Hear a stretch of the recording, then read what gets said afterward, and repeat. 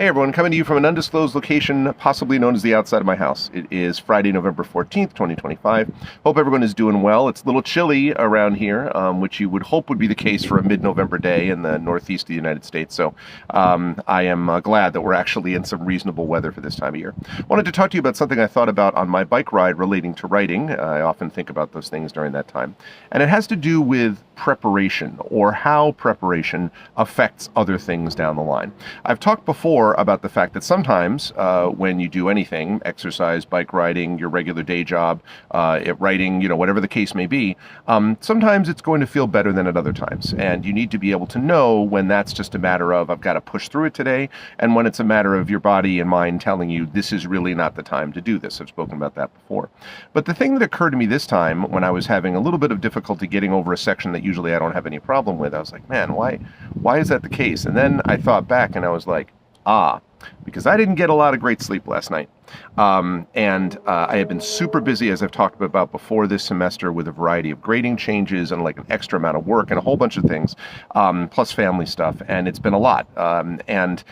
So last night was an example of that. I got home, I had a lot of other stuff I had to do. I did some streaming, and I was really kind of zonked.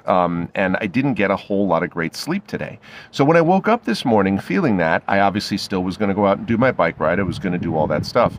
But it occurred to me that the reason I was going through a little bit of a harder time than normal is because my preparation was a little bit worse than normal. And I don't mean worse in a judgment sort of way. I just mean I didn't get the sleep that I normally would.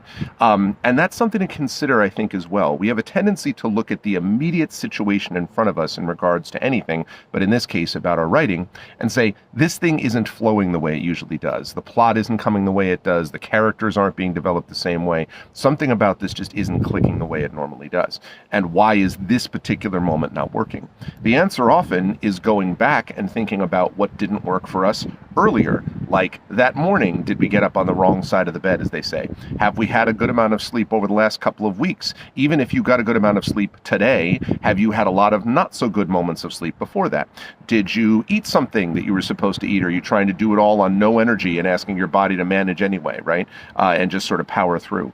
The things that happen in leading up to the moments of writing are just as important as the moments of writing themselves. And it occurred to me today when I was riding my bike that I'm like, if I want this section to be just as easy as it usually is, need to make sure I get the sleep to make that happen.